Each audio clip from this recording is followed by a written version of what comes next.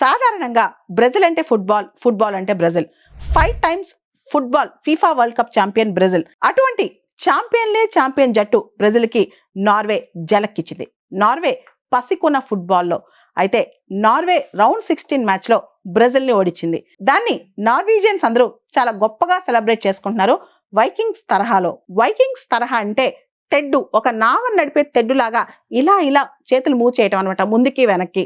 దీనికి సంబంధించి వాళ్ళు ఏ సెలబ్రేషన్ వచ్చినా వైకింగ్స్ జాతికి చెందిన వాళ్ళు వాళ్ళ సీ స్పెషాలిటీ అన్నమాట. పడవలు నడపడం, తెడ్డుని ముందుకి వెనక్కి ఇలా చేస్తూ ఆ చేత్తో ముందుకి వెనక్కి కదలికలతో వైకింగ్స్ తరహాలో సెలబ్రేట్ చేసుకోవడం అనేది వాళ్ళకి ఆనవాయితీ అనమాట. అసలు వైకింగ్స్ అంటే నార్త్ జర్మనిక్ పీపుల్. వీళ్ళు నార్వే, స్వీడన్, డెన్మార్క్, ఐస్లాండ్ ఇలాంటి ప్రాంతాల్లో సుమారు 1000 సంవత్సరాల క్రితం నుంచి ఉండేవాళ్ళు అనమాట. ఈ వైకింగ్స్ జాతికి చెందిన వాళ్ళు సీ సైలర్స్, సముద్రయానం చేస్తూ ఉంటారనమాట. సీ ఎక్స్పిడిషన్స్, ఓవర్సీస్ ఎక్స్పిడిషన్స్ లో వీళ్ళు సిద్ధహస్తులు. అంటే ముందుకి వెనక్కి ఆ సీ సముద్రయానం చేసుకుంటూ ముందుకు కదులుతూ ఉంటారనమాట.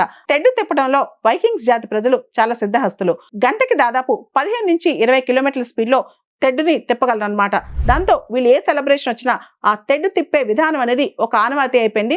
దాన్ని చూపిస్తూనే సెలబ్రేట్ చేసుకుంటారు. ఇదే వైకింగ్స్ జాతికి చెందిన ఆనవాయితీ, ఆ రూట్స్ కలిగి ఉన్న వాళ్ళు ప్రస్తుతం నార్వేలో చాలా మంది ఉన్నారు. ఎప్పుడైతే నార్వే ఫుట్బాల్ టీం బ్రెజిల్ ఓడించిందో ఈ విధంగా అంటే వైకింగ్ సింబల్ తో చేతులు ముందుకు వెనక్కి ఊపుతూ సెలబ్రేట్ చేసుకున్నారు. 1000 సంవత్సరాల క్రితం ఈ వైకింగ్స్ జాతి ప్రజలు ఎవరైతే ఉన్నారో వాళ్ళు సీ ఎక్స్పిడిషన్స్ కావచ్చు, ట్రావెల్ కావచ్చు, అంతేకాదు పైరసీ అంటే దొంగతనాలు కావచ్చు, వీటన్నిటిలో కూడా వీళ్ళు అప్పట్లో చాలా ఫేమస్, ఇన్ఫేమస్ అని కూడా చెప్పొచ్చు అనమాట.